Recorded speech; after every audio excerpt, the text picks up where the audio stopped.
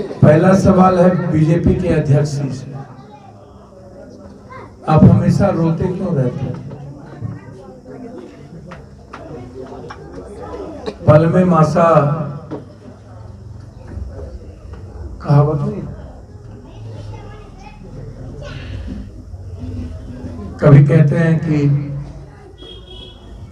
थानेदार हमारी बात नहीं मानता, कभी कहते हैं कि थानों के चलते अपराध बढ़ गए,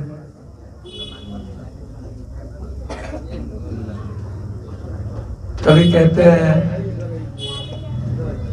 शराब की पूरी बिक्री थाना और पदाधिकारियों के चलते होती है।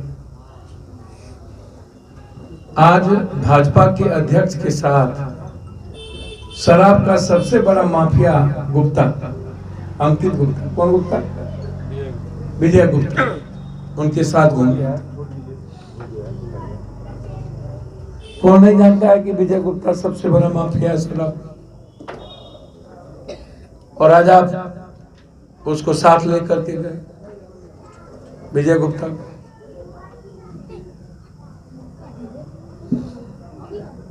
आपके संरक्षण में यहां पर शराब बिकता है।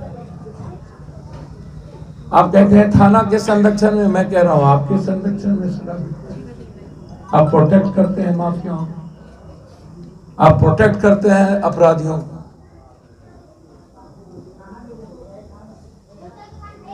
सरकार आपकी डबल इंजन की सरकार, देश के प्रधानमंत्री नरेंद्र मोदी जी, जदयू से ज्यादा मंत्री आपके, मालाधार मंत्री कन्हैया गुप्ता जी कौन सा गुनाह कर दिए थे? नगर अध्यक्ष होने के बाद आप उसकी मदद तक नहीं कर पाए, आप उन्हें मेडिकल कॉलेज में मदद नहीं कर पाए। कई लोगों की शहर में मौत हुई कोरोना के समय, अगले कोरोना में आप एक बार नहीं गए। कन्हैया गुप्ता की मौत के बाद आप उनके यहाँ नहीं पहुंचे। पप्पू यादव को 50,000 रुपये या लाख रुपये मदद करनी पड़ी।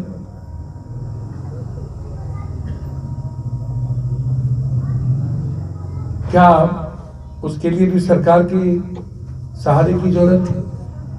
एक एमपी के पास इतने पैसे नहीं होते हैं कि आप, जो कन्हैया गुप्ता का परिवार कंप्लीट रूप से आश्रित था उन पे, क्या आप उस परिवार को जो बीजेपी के लिए अपनी जिंदगी दे दी, उसको आप 2 लाख 4 लाख 5 लाख रुपए मदद नहीं कर सकते थे? जब आप 5 स्टार होटल वाला ऑफिस बना सकते हैं, हमेशा विधवा मिला, हमेशा विधवा मिला। मोदी जी कुछ कहेंगे, प्रदेश अध्यक्ष कुछ बोलेंगे, भोर में भैया शाम में सैया, चित भी मेरी पट भी मेरी। 10 मिनट हर डाल पर उल्लू बैठा, जामे गुलिस्ता क्या, हमाम में सब नंगे।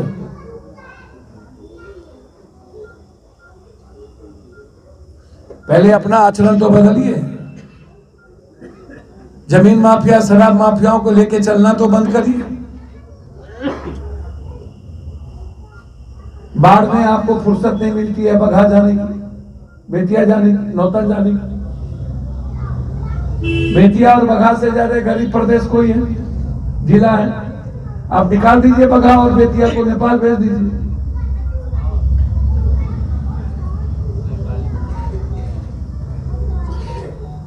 हम गन्ना से पूरी जिंदगी बदल देंगे बेटिया की, बघा की। आप किसान को मुआवजा तक नहीं दिला पाते। चीनी मिल के मालिक मनमानी करते हैं, आप तो वो भी संभव नहीं। तो इतना कमजोर आदमी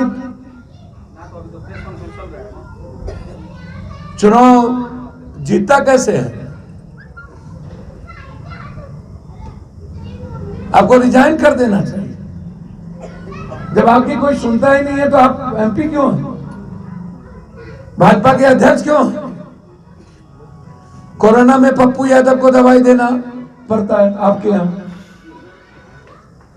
आपके एमपी कोरोना में एम्बुलेंस बंद कर देते हैं, एम्बुलेंस में शराब चलती है, एम्बुलेंस में बालू ढोया जाता है, एम्बुलेंस में औरतें ढोई जाती है।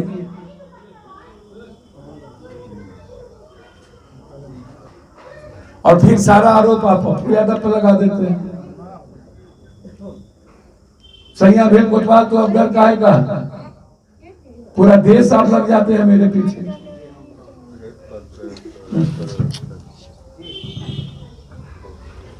मुझको समझ में नहीं आता है कोई चीज।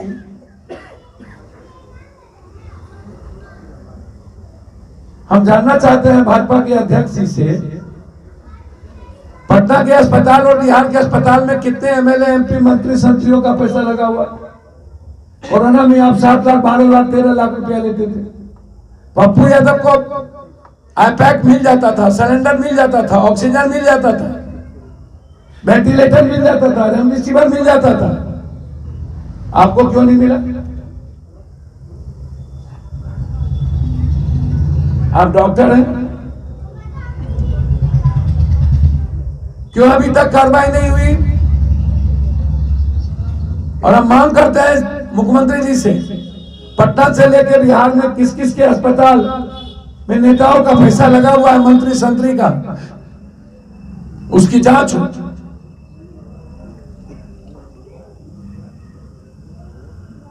और कोरोना में कौन कौन अस्पताल लूटे हैं उसकी भी जांच। 10% भी लोगों ने कोरोना पेशेंट को नहीं बचने दिया। मेरा गुनाह यही था कि हमें इनके मनमानी को रोके थे, एम्बुलेंस के मनमानी को रोके थे, ऑक्सीजन माफिया के मनमानी को हम रोके थे। आप तो निकले नहीं, बाढ़ में निकले नहीं, कोरोना में निकले नहीं, डेंगू में निकले नहीं, चिमकी में निकले नहीं, सेंटर हाउस में निकले नहीं, पटना बाढ़ में निकले नहीं। पटना बाढ़ में आपके नेता को खाना पहुंचाना पड़ा, पप्पू यादव को। अगले कोरोना में हर घर पहुंचना पड़ा, हर दिन शमशानों में हमें जाना पड़ा। और अब शराब, कई दिन घटना की बीत गई, आप रोना रो रहे। आप विधानसभा की बैठक बुलाइए, पक्ष और विपक्ष। जिस वक्त ये कानून बना था उस वक्त लालू यादव और नीतीश कुमार दोनों एक थे, तब आप रोना क्यों नहीं रो रहे थे? और जब ये कानून बन रहा था तो उस वक्त विधायपालिका और कार्यपालिका की अकाउंटेबिलिटी तय क्यों नहीं की गई? जहरीले शराब गांव में बनते हैं, वो गरीबों का गांव होता है, दलितों का गांव होता है, निषाद का गांव होता है, मल्लाह का गांव होता है, आदिवासियों का गांव होता है। तो हम जानना चाहेंगे, ए भैया चुप रहिए ना, हम जानना चाहेंगे कि गांव में शराब बनेंगे, भट्टी तैयार होगी, थानेदार को पता नहीं होगा, चौकीदार को पता नहीं होगा, दफेदार को पता नहीं होगा, एमएलए को पता नहीं होगा, इंस्पेक्टर को पता नहीं होगा, मुखिया जी को पता नहीं होगा, जिला परिषद को पता नहीं होगा, वार्ड सदस्य को पता नहीं होगा, सरपंच को पता नहीं होगा। जब आप कार्यपालिका, जब आम आदमी को आप जेल भेजते हैं, 6 लाख आदमी को सिर्फ दारू पीने पे, एक तो आप 80 रुपया 60 रुपया का दारू, 100 रुपया का दारू 800 700 600 रुपया में बेचते हैं। हमारा ही पैसा आप नेपाल, यूपी, पंजाब, हरियाणा, चंडीगढ़, बंगाल और झारखंड भेज देते हैं। हमारी जीडीपी घट गई, हमारा बजट का पैसा गायब हो गया, बिहार के जनता का पैसा डेवलपमेंट में बंद हो गई। हमारे ही पैसे से आप माफिया और अपराधियों को मजबूत करते हैं और एक तरफ बंद भी करते हैं, एक तरफ मरता भी है, मेंटल टॉर्चर भी करते हैं, आर्थिक टॉर्चर भी करते हैं, पारिवारिक टॉर्चर भी करते हैं, और उसके बाद हमारी जिंदगी को कैद खाने में डाल भी देते हैं। क्या आपने पॉलिसी बनाई थी क्या?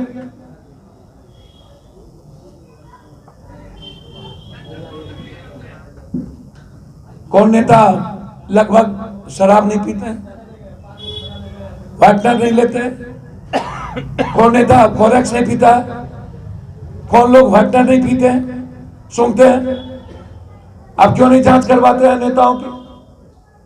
सत्ता पक्ष जो विपक्ष के जो प्रमुख नेता है उनका ब्लड सैंपल लिया जाए, उनकी जांच हो तो दारू पीते हैं कि नहीं। जमींदार से लेकर चौकीदार से लेकर के एसपी, कलेक्टर, डीआईजी, आईजी सबकी जांच हो। विधायक पालिका से लेकर के चारों व्यवस्था, लोकतंत्र को सबसे ज्यादा मजबूत कौन करता है? जनता के टैक्स के पैसे से हमारा घर चलता है, हमारी बेटी कपड़ा पहनती है, बेटा कपड़ा पहनता है, हमें तनख्वाह मिलती है, और फिर जनता को जेल और हम मस्त। एक भी नेता और बड़े लोगों का बेटा बेटी क्यों शराब में नहीं मरता है? तो जिम्मेदारी तय किस पर होगी? लोकतंत्र में पंचायत चुनाव जब आएगा तो शराब परोसो, विधायक पर चुनाव आएगा तो शराब परोसो, काउंसलर का चुनाव आएगा शराब परोसो। क्या ये लोकतंत्र है? किसको पता नहीं है कि बिना शराब परोसे वोट नहीं मिलेंगे? उसके लिए आप जनता को दोषी बना देंगे। अयोध्या में रहिएगा तो राम राम तो करना होगा ना। तो जिम्मेदारी तय करिए। डीएसपी से लेकर के इंस्पेक्टर, थानेदार, चौकीदार बर्खास्त हो, एक्साइज इंस्पेक्टर बर्खास्त हो, एक्साइज सुपरिटेंडेंट बर्खास्त हो, एसपी डीएम सस्पेंड हो। और जिस पंचायत में जहरीली शराब बनती है उस शराब के उस पंचायत, उस ब्लॉक, उस विधानसभा के जनप्रतिनिधि पर जिम्मेदारी तय हो। उनके फ्रीडम को छीनिए।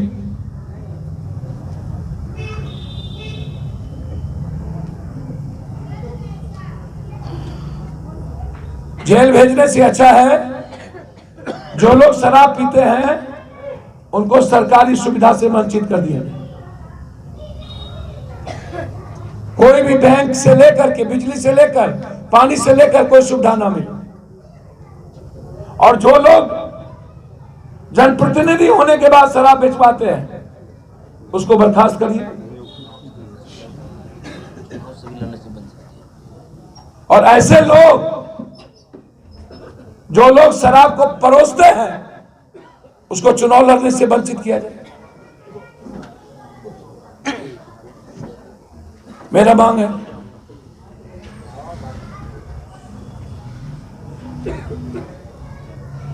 कानून बनाइए आप विधानसभा में।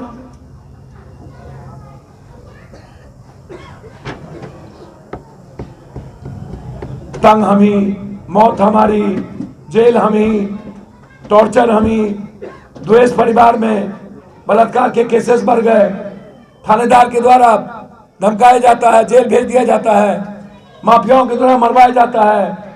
गोदाम पप्पू यादव का जेल चला गया चौकीदार, मालिक ने एक भी बड़ी मछली आज तक नहीं पकड़ाई तो उनकी संपत्ति जब्त नहीं हुई। थानेदार सस्पेंड होंगे, 1 साल के बाद करोड़ों रुपया कमाएंगे, सस्पेंड होने के बाद 10 लाख रुपया देके 1 महीना के बाद दूसरा थाना चले जाएंगे। तो आप पॉलिसी चेंज करिए ना। पूरा देश शराब बिक रहा है, तो क्या बिहार देश से बाहर है? क्या सत्ता पक्ष और विपक्ष के विधायक और नेताओं की फैक्ट्री शराब की नहीं है? क्या ये नेता शराब का धंधा नहीं करते हैं? बताएंगे विपक्ष के इनके विधायक धंधा नहीं करते हैं? गोपालगंज में बाप का भी घर, माँ का भी घर गायब। सिवान में पप्पू यादव पैसा दो। अगले बार गोपालगंज में मरे पप्पू यादव पहुंचे, मुजफ्फरपुर में पप्पू यादव, कुशेश्वर स्थान जाने के लिए इसके पास रास्ते थे, लेकिन सिवान और मुजफ्फरपुर जाने के लिए रास्ते नहीं थे, तारापुर जाने के रास्ते थे। चुनाव खत्म, बिहार खत्म, चुनाव खत्म, पब्लिक खत्म, पूरा कुनबा बिहार से बाहर, कोई फार्म हाउस, कोई सत्ता पक्ष घर में, सब मजे ले रहे, जनता बाहर में जाए। जिम्मेदारी पीठ झाड़ लेना है, हम प्रदेश अध्यक्ष है, बकबक कर लेंगे। ये बहादुरी नहीं है जसवाल जी, ये कमजोर और कायर आदमी इस तरह की बात करते हैं, और कमजोर और कायर आदमी को एक दिन भी नहीं रहना चाहिए। यदि आपको लगता हो कि शराब बिहार में नहीं रुक सकती है, जहरीली शराब नहीं बंद होगी, सरकार कहती है कि हम एक्सीडेंट, रोड एक्सीडेंट कम हुआ, सरकार ये नहीं कहती 6 लाख जेल भेज दिए, पैसे वकील और थाने को गया, सरकार ये नहीं कहती है कि 1 साल में कितने मरे, सरकार ये नहीं कहती है बलात्कार का केस का क्या हुआ, सरकार ये नहीं कहती है कि शराब में पैसा कितने गायब हो गए। हम जितना कमाते हैं 3 गुना देते हैं।